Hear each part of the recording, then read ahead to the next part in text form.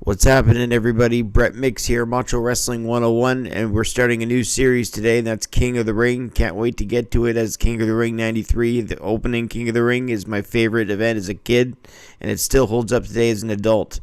I'm Brett Mix, Macho Wrestling 101. Hit like and subscribe for all my history of wrestling videos that I pump out daily, and I also stick up to date with Raw, SmackDown, and the like. But without further ado, let's get right to the King of the Ring. This is the 1993 edition on June 13th, 1993 at the Heartland of America, Dayton, Ohio, at the sold-out Netter Center. Randy Savage, Jim Ross, and Bobby the Brain Heenan are on commentary, and this is really the night of Bret the Hitman Hart. This would be forever known as Bret the Hitman Hart's finest night in his wrestling career. Three different matches, three classics. And we start off the King of the Ring first round matches with a 15-minute time limit. The tournament is fun for the reason that the first round gets 15 minutes and then you're out if you don't get a victory in that time. So you aren't going to get useless spots. The first four matches are going to be a sprint pretty much. You're going to have to get the opponent beaten within 15 minutes or you're both out. And then the next guy gets a bye. And so we'll see if that happens.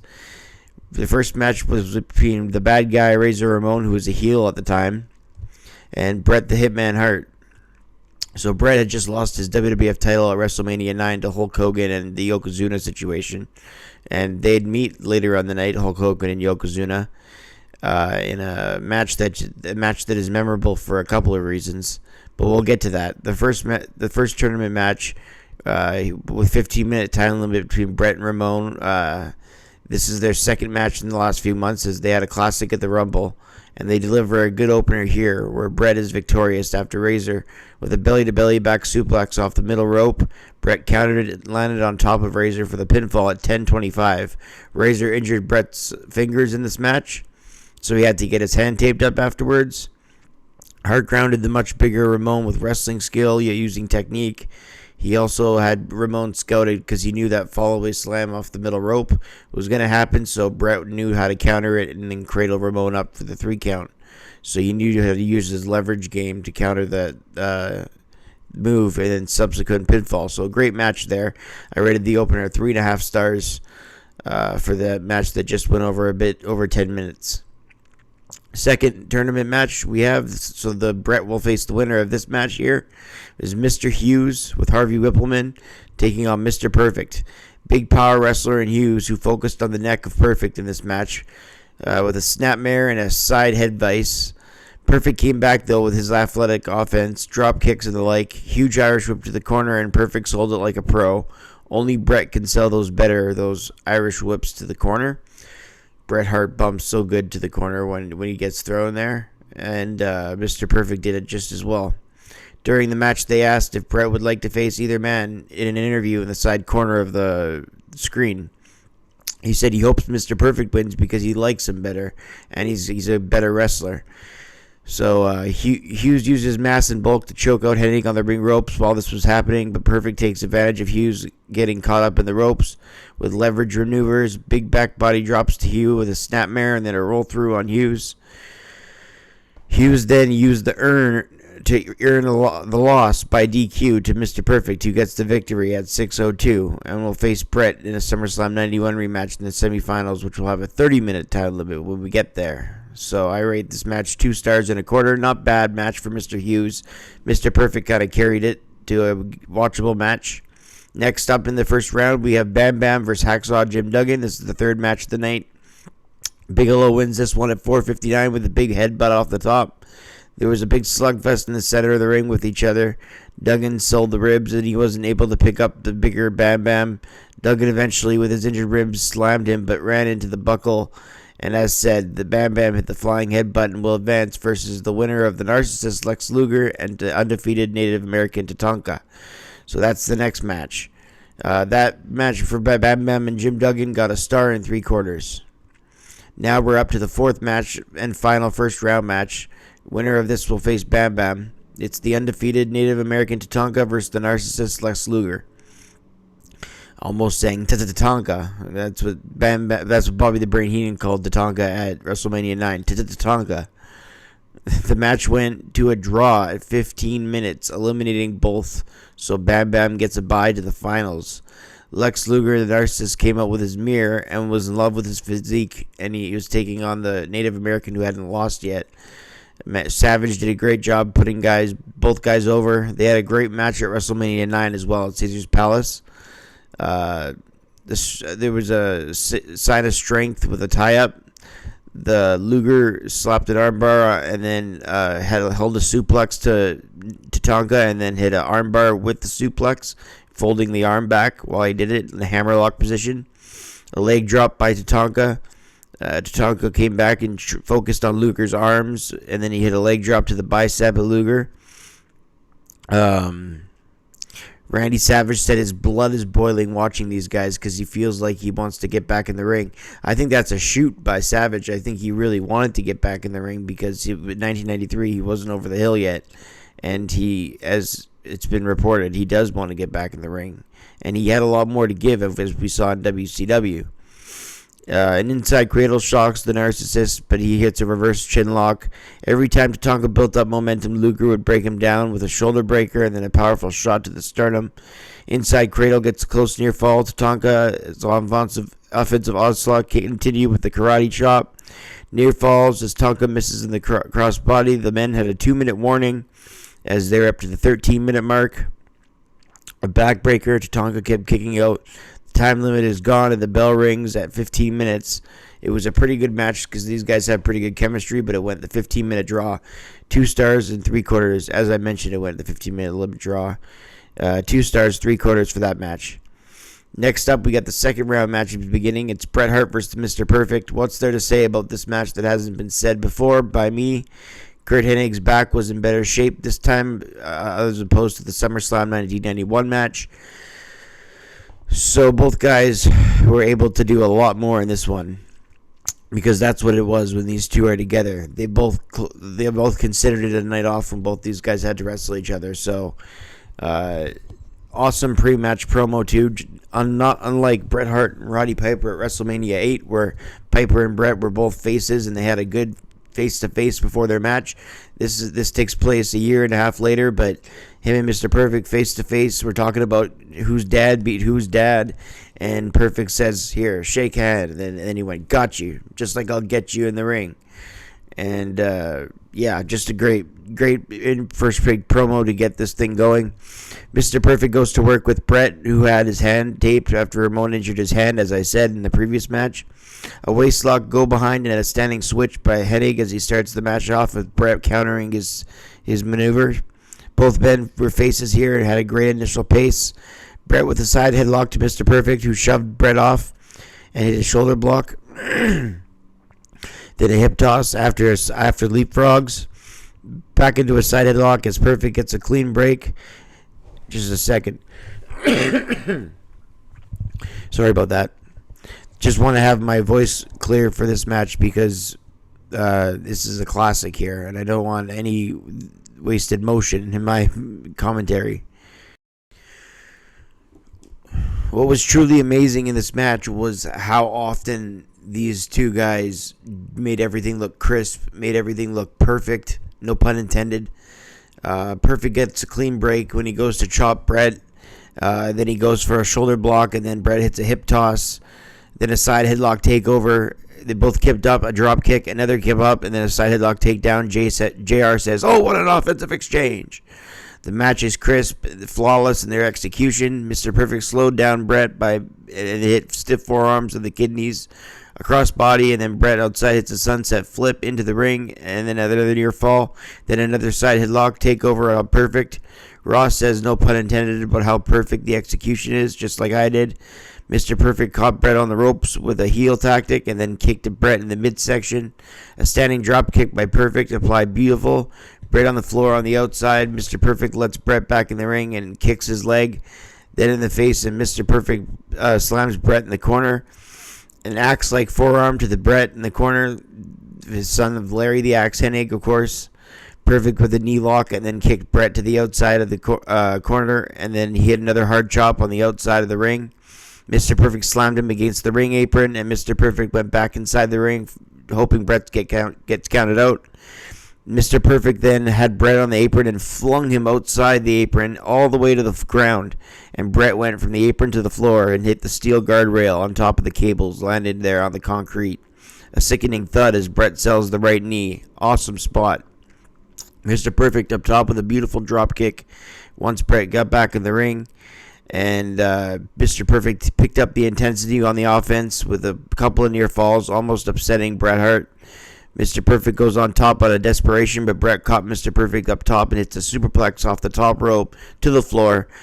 Amazing impact and then another close near fall by Bret. And this is after Bret got swung from the apron all the way to the concrete floor on the steel guardrail. Bret goes for the figure four leg lock on Hennig as the commentators can't believe that this is still going at this pace. Bret has it applied, the figure four leg lock, as Mr. Perfect is badly in pain. Bret then grapevines the leg. After some power wrestling, Hennig tried to get leverage with his good leg, and he hits Bret in the head with his resourceful leg. Mr. Perfect limped towards Bret, and Bret head first into the buckle as Hennig tosses Bret by the hair to the canvas floor, not unlike their SummerSlam 91 match. Hennig with a headlock on Bret, but he got to the ropes. Perfect sells the knee, limping towards Bret, where he chops him again and hits the sleeper again with his foot on the rope with an unfair leverage advantage. Bret sent Perfect into the ring post, growing first, then hit an atomic drop and a side Russian leg sweep and a near fall. The commentators wondering what's going to take to end the match. A nice leg drop by Bret. Bret then with the backbreaker. Bret with the elbow off the middle rope. A close near fall after a lateral press. The Hitman went for the sharpshooter, but Hennig went to the bad hand of Bret to get out of the sharpshooter. Awesome psychology. Then Perfect went for a perfect plex after the suplex. Takes both men from the ring to the outside on the same cables on the concrete that they landed on the first time. What a war. Back in the ring, Perfect was trying to play possum with his knee injury, so Earl Hebner made Bret move back. Perfect got an inside cradle for a 2 count, but then Bret countered the inside cradle with more leverage, hooking the leg, and then he got the pinfall win at 18:56. Classic, perfect match between these two. It's in my top 25 matches ever. I rate it 5 stars. 5 stars, absolutely. It's not. I've seen. It's not in my top 25 matches for most awesome spots in a match or most wars or most. It's in my top 25 for the psychology.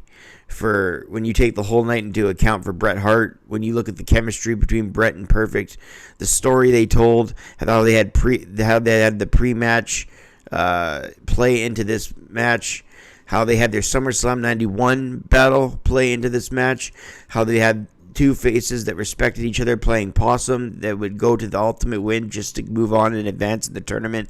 There are many reasons I rate this 5 stars, but those are just a few. I'd be here for probably another half an hour if I was going to talk about more. Anyways, Hogan used a number of power moves in his match against the mighty Yokozuna as they meet for the WWF Championship. Hulk Hogan takes on Yokozuna now for the WWF Championship. He challenged Yokozuna at WrestleMania 9, and for whatever reason, Mr. Fuji said, yeah, let's do it, right after he threw salt in Bret's face.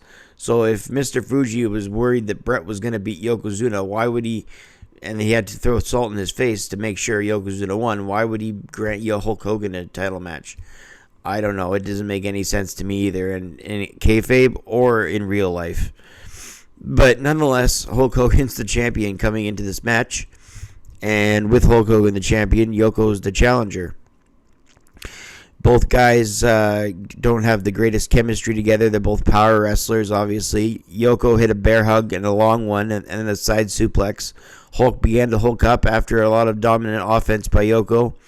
And then he did the U with the boot and then the leg drop and then another boot. And before the leg drop, I should say, he did the boot to the face. Yokozuna wouldn't go down. Then Hogan hit a third boot and Yoko eventually is taken off the canvas. Hogan hits the leg drop, but Yokozuna kicks out of the leg drop. So one of the only men to ever kick out of the Hulk up and leg drop scenario. I'm not going to say the only man. I can't think of anyone else who's done it. I'm sure Ultimate Warrior probably did. And maybe a couple others, but if not, it was the first time. If not Warrior and others. I can't remember at WrestleMania 6 if Warrior did that. I know Warrior missed the leg drop by Hogan, but I don't know if he actually got the leg drop and kicked out of it off the top of my head. Nonetheless, Yokozuna did. And, Fuji knocked off the apron, and then a photographer came up top when Hogan had the leg, as Hogan was going to go for the near fall. And after Yokozuna kicked out of his leg drop, and a photographer came onto the apron and took a shot of Hogan and ended up burning his face. But before that, Hogan punched Mr. Fuji off the apron. He kicked away Jimmy Hart. And when Hogan was approached with the photographer, that's when the fire went into his eyes. Yokozuna chopped Hogan down. Yokozuna hit the leg drop on Hogan and then pinned him for the pinfall at 13:09. The photographer was Harvey Whippleman, in case you didn't know. But he was dressed up as someone else. That match, I gave a star and 3/4. Yokozuna is the new WWF champion, and Yokozuna would go on to hold it for the better part of a year. So, yeah, star and 3/4 for the WWF title match. And this has the commentary team shaking. Randy Savage, I can't believe what we just witnessed out there, Jim Ross. Oh, yeah, I can't believe Hogan's still the champion. Hogan's not the champion. Yeah, so just that on commentary. Anyways, now we got the Steiner Brothers and the Smoking Guns versus Money Inc. and the Head Shrinkers. An 8-man tag here. Decent action. A lot of guys got their big spots in. Steiner's with a lot of tandem moves outside the ring, inside the ring. DiBiase ran to the Head Shrinkers for a tag every chance he got. The Smoking Guns went for him. Fatu leveled gun and then a thrust kick by Fatu, who would be later Rikishi. A headbutt by Fatu and a tag to IRS, who was called one of the greatest tag wrestlers in WWF history, as he's had 3 different partners on 4 different occasions holding the titles. Billy and DiBiase in the final part of the match was Billy hit a drop toe hold, then a back body drop, 2 clotheslines, then DiBiase did a stun gun to send Billy to the top rope. DiBiase applied the $1 Million Dream submission on Billy Gunn, who was fading, but DiBiase let go of him. DiBiase went for a body slam, then Billy got an inside cradle out of nowhere for the victory at 6:48. So I rate it 2.5 stars. Fast tag team action there. HBK with Diesel for the Intercontinental title, defending against Crush. HBK says backstage his bodyguard's name is Diesel, so he debuts the Diesel name right there. HBK was defending the IC title here. Crush was the babyface challenger. HBK the dominant heel champion, defending the belt. JR says Crush is as agile as Michaels. Don't know about that, but he had the power game. Side headlocked and a leapfrog by both men. That's where Crush showing off his in-ring agility. Michaels went for a super kick, but Crush dodged that. Crush on the outside was shoved into the ring post by HBK. HBK could have left him on the outside and got a count-out victory, as Heenan points out, but he didn't want that, so he puts Crush back into the ring. He went for a front face lock until Crush shoved him off. Crush tossed Sean like a lawn dart onto the ropes, and he fell to the outside. HBK climbed to the top, and Crush sidestepped him, and HBK Irish whipped and hit with an overhead power slam.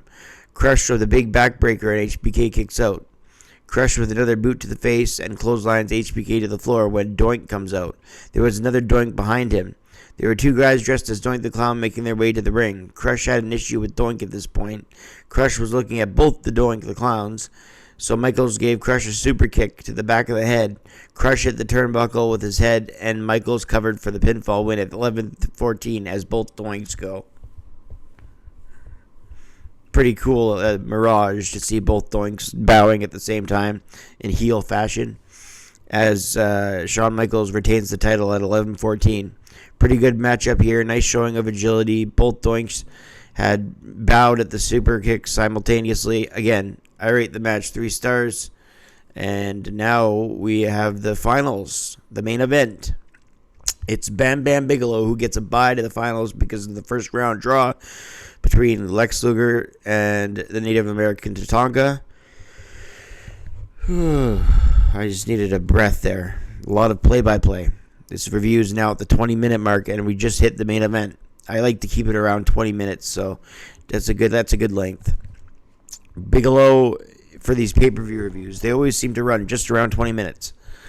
If they do a 3-hour. If it's more than 3 hours, then not. But these King of the Ring, luckily, are 3 hours. So Bigelow is rested, having only had to face Duggan thanks to the Tatanka Luger draw with his bye, taking on a fatigued and battered down Hitman who went to war twice already, especially in the match versus Mr. Perfect. That was a classic, 5-star classic, as I've mentioned. Bigelow had Brett in the air as Brett bounces. So Bam Bam, I'll start here. So Bam Bam preyed on Brett during this finals match. Could Brett perform a hat trick with in Dayton, or would the rested, powerful Bam Bam escape with the first pay-per-view version of the King of the Ring? That was what was in question in this match. All right, so Bam Bam Bigelow had Brett in the air, and Brett bounces out and beats on the arm of Bigelow, sending an armbar.